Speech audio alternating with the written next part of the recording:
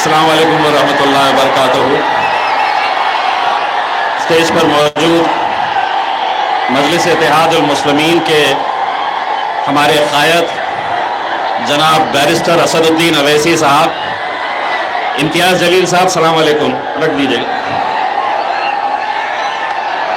हमारे परवनी के जिम्मेदार जनाब गौसैन साहब, वारिस पठान साहब और मजलिस के तमाम जिम्मेदारान, नौजवान, मेरे भाइयों साथियों,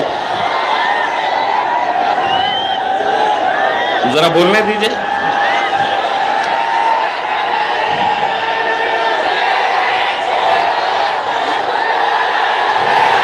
मैं आज औरंगाबाद से मैं खुद गाड़ी चलाते हुए आया हूं। मैं औरंगाबाद से गाड़ी चलाने की वजह यह थी कि कल मेरे ड्राइवर ने नौकरी छोड़ दिया और उसने ये बोला कि साहब मेरे को भी 150 करोड़ रुपए की जमीन चाहिए। चोरों का बाजार है साहब, क्या करेंगे, मंत्रालय भरा पड़ा है। एक चोर हो रहा है तो दूसरा बोल रहा है कि मैं डाकू बनूंगा करके, ये हालत हो गई है। लेकिन इसके बावजूद भी हम यहां पर आज जब आए और मजलिस इत्तेहादुल मुस्लिमीन के लिए आप लोगों की मोहब्बत हम जो देख रहे हैं, मैं सबसे पहले तो ये ऐलान कर दूं, वक्त बदलता है, हालात बदलते हैं, लोग आते हैं, लोग जाते हैं। एक अच्छी शुरुआत, एक अच्छा ऐलान मैं आज करना चाहता हूं मजलिस इत्तेहादुल मुस्लिमीन की तरफ से, और यकीनन वो ऐलान सुनकर आप लोग भी बड़े खुश होंगे। और मेरी आप लोगों से दरखास्त है कि जब ये ऐलान होगा, मैं मेरे सदर, मेरा गुरूर जनाब बैरिस्टर असदुद्दीन अवैसी साहब की मौजूदगी में और उनकी रजामंदी से एक ऐलान करने के लिए जा रहा हूं कि मुंबई हमारे लिए बहुत अहम जगह है। मुंबई में मुसलमानों की क़यादत करने वाला कोई लीडर नहीं है, वहां पर कोई आवाज उठाने वाला नहीं है। असद साहब ने और हमने ये फैसला किए हैं कि मजलिस इत्तेहादुल मुस्लिमीन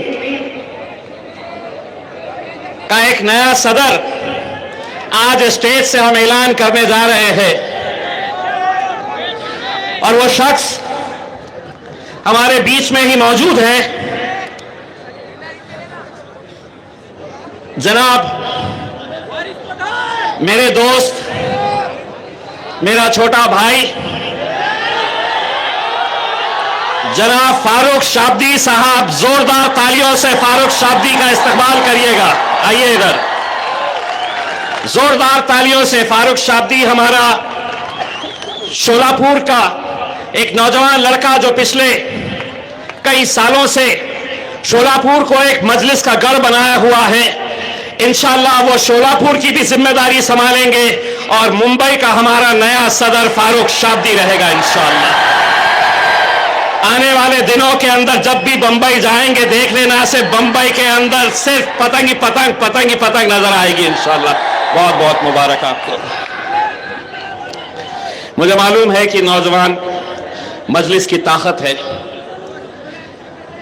आज जिस मुकाम के ऊपर मजलिस पहुंची है, यकीनन हमारे बुजुर्गों की, हमारे माँ बहनों की दुआएं इसमें शामिल है। लेकिन सबसे बड़ी ताकत मजलिस की दीवानगी अगर किसी में देखने को मिलती है तो ये ऐसे नौजवानों के अंदर देखने को मिलती है। मेरे भाइयों, आप है हमारी आवाज, आप है हमारी ताकत। मैं स्टेज के ऊपर भाषण सुन रहा था, कोई अहमदनगर का जिक्र कर रहा था, कोई तोतो पोतो का जिक्र कर रहा था। सुना है जैन भाई ने बताया कि वो यहां पर भी आए थे, तोतला यहां पर भी आया था। सुन ले बेटा, अगर ज्यादा फड़फड़ाया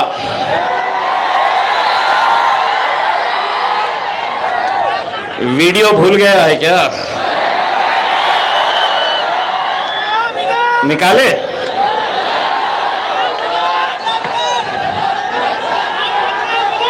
अगर समझ रहा है कि तेरा वीडियो तूने अंदर कहीं दबा दिया है, हमारे पास है। अपने हद में रहे तो हम भी हद से बाहर जिस दिन निकलेगा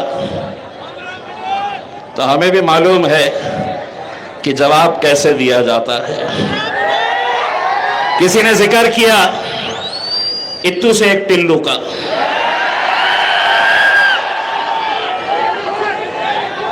एक बात बताऊं, किसी को बोलना नहीं। मेरे सदर साहब अगर खड़े रहे ना,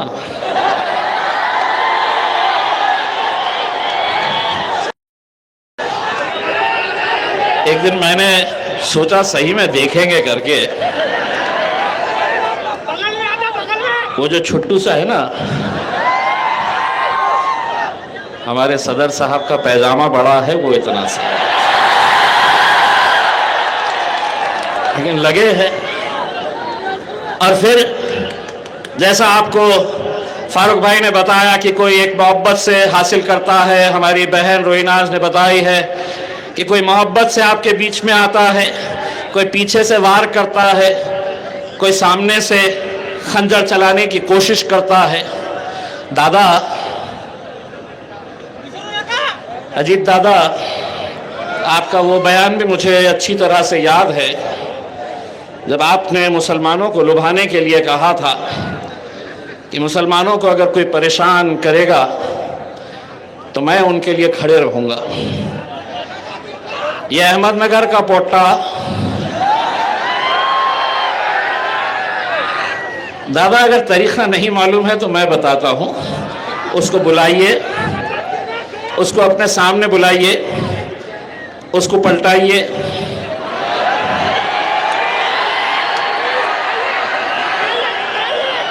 पलटाने के बाद क्या करिए? देखिए, अब मैं ये नहीं बोलने वाला हूं कहां पे क्या करना है करके, आप लोग समझदार हैं, लात कहां मारना है। नहीं तो दादा तुम्हें भी आना है इनके बीच में, कहीं ऐसा ना हो जाए कि तुम हमारे को उसको छोड़ दे हमारे पीछे और तुम फिर हमारे बीच में आ जाए फिर मोहब्बत की बातें करने के लिए। दोस्तों, जब मैं यहां पर आ रहा था, बहुत सारे मुसलमान लीडरों के होर्डिंग्स और पोस्टर्स देखा हूं। महाराष्ट्र के उप मुख्यमंत्री एकनाथ शिंदे की शिवसेना के साथ जुड़े हुए। एक बात याद रख लीजिएगा, जो कोई भी उनके साथ खड़ा है, जो कोई भी उस पार्टी के अंदर है, अपने जहन में ये बात डाल दीजिए, जो अपने नबी का नहीं हुआ है वो किसी का नहीं हो सकता है मेरे भाई, किसी का नहीं हो सकता है। वरना यही वो लीडर है, यही वो नेता है। जब मेरे आका हुजूर अकरम सल्लल्लाहु अलैहि वसल्लम के खिलाफ गुस्ताखी की गई थी तो उन्होंने जाकर उस महाराज के पीठ पर हाथ थपथपाते हुए उसको यह कहा था कि हम तुम्हारे पीछे खड़े हैं।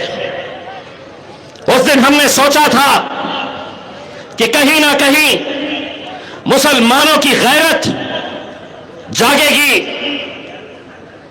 कहीं ना कहीं उन्हें यह एहसास होगा कि हम दुनिया में हर चीज का समझौता कर सकते हैं मेरे भाई, लेकिन अपने हुजूर अकरम सल्लल्लाहु अलैहि वसल्लम के खिलाफ गुस्ताखी हम बर्दाश्त नहीं कर सकते हैं।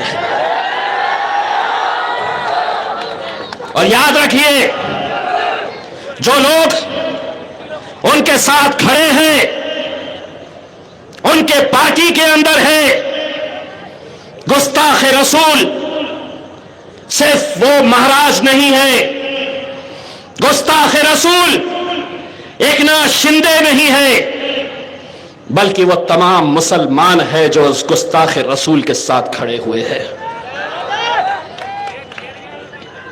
इतना गिर जाओगे सिर्फ एक ओहदे के लिए, सिर्फ अपनी अहमियत जताने के लिए, कुछ ठेका मिल जाएगा, कुछ कॉन्ट्रैक्ट मिल जाएगा, बस यही लालच है।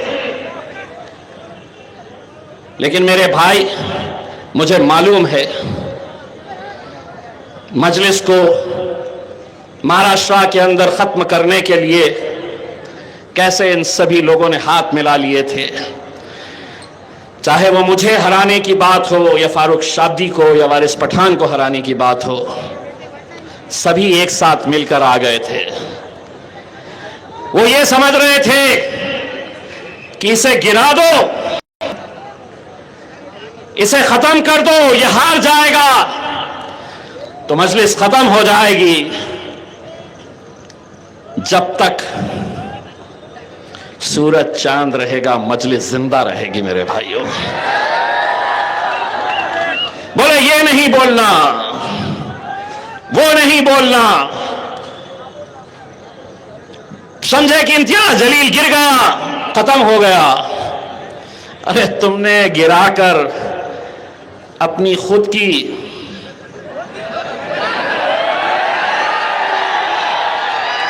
हिसाब सबका लिया जाएगा। शुरुआत हो चुकी है औरंगाबाद से। किसी माइकालाल में हिम्मत नहीं है आज के इस दौर में कि एक कैबिनेट मिनिस्टर मगरमच्छ के मुंह में हाथ डालने की अगर ताकत किसी ने दिखाई है तो अल्हम्दुलिल्लाह इम्तियाज जलील ने और मजलिस इत्तेहाद मुस्लिमीन ने सब दिखा दिया, सब दिखा दिया, सब बता दिया। सोचा कि नरेंद्र मोदी जी भाषण कैसा, ओहो मित्रों, 70,000 करोड़ का घोटाला मुझे मालूम ही नहीं था। सिंचन घोटाला, खनन घोटाला, बैंक घोटाला, मोदी जी तुम्हारा भाषण में निकालूं? अजीत पवार के बारे में, देवेंद्र फडणवीस याद है?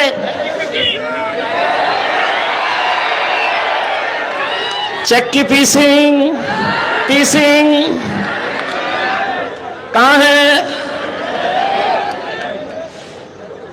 पुलिस वाले दिल ही दिल में बोल रहे कितना सही बोलता है यार ये आदमी का।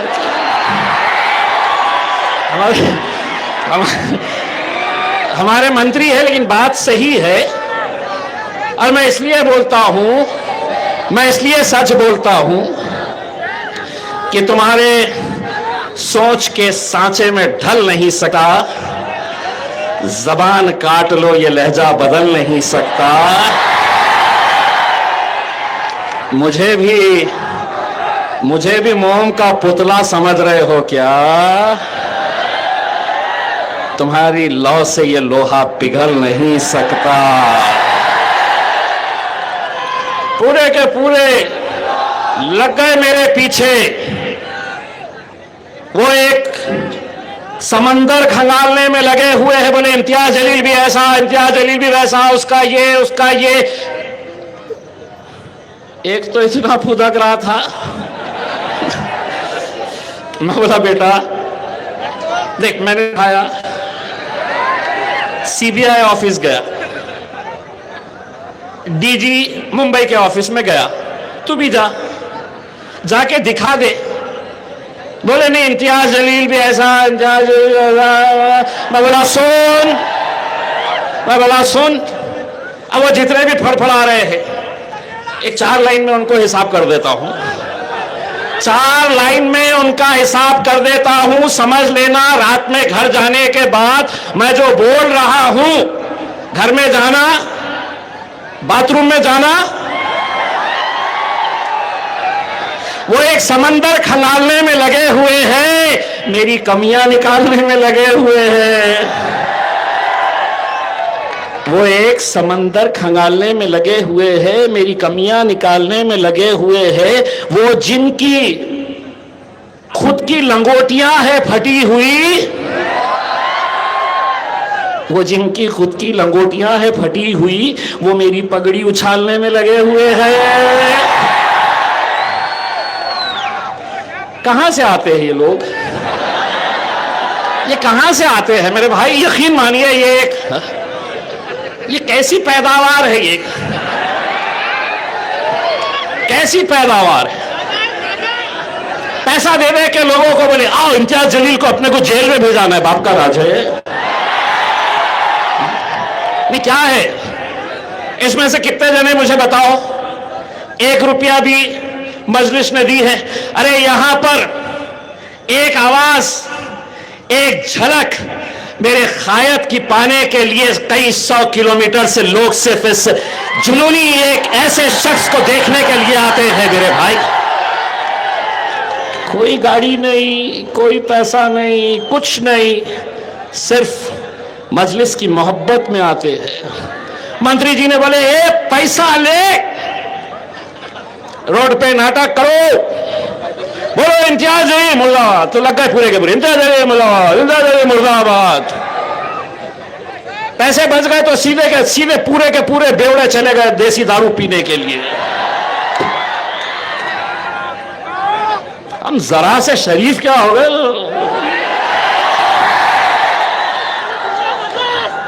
लेकिन वारिस भाई अपने बोलते हैं ना, वारिस भाई क्या है वो अपन?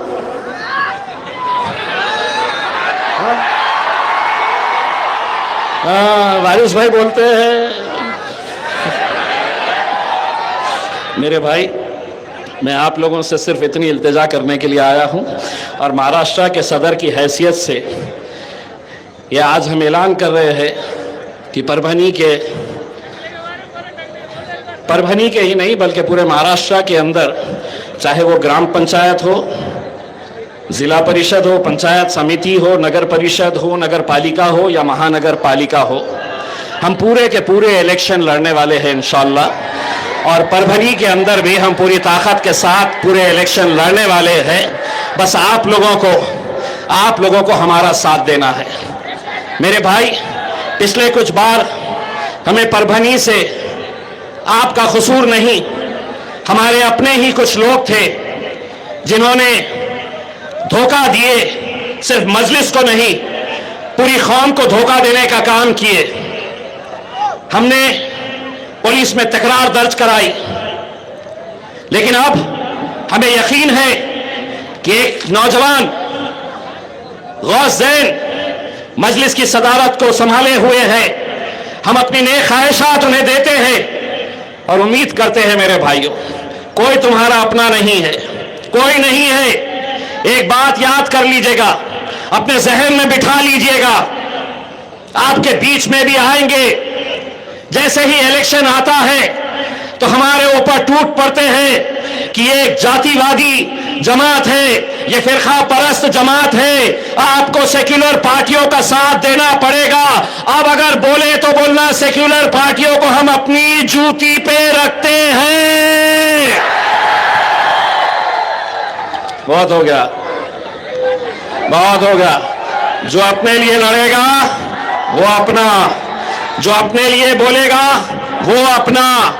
इतना समझ लो, कितना भी ताकत लगा ले, जितनी ताकत के साथ तुम मुझे खामोश बिठाने की कोशिश करेंगे, जितनी ताकत लगा सकते हैं, एक बात अच्छी तरह से कान खोल के सुन लो। देवेंद्र फडणवीस, एकनाथ शिंदे, अजीत पवार, एक बात अच्छी तरह से सुन लो, ना झुकूंगा, ना डरूंगा और ना बिकूंगा इंशाअल्लाह। आप लोग मजबूती के साथ खड़े रहिए। बाकी चिल्ले पिल्लों को तो कभी भी संभाल लेंगे यार, ये छोटे मोटे बहुत ज्यादा टेंशन लेने का नहीं है। ये जितने भी लोग बोल रहे थे, बोले अहमदनगर वाले ने वैसा बोला, जिस दिन पैरों में आ गया ना,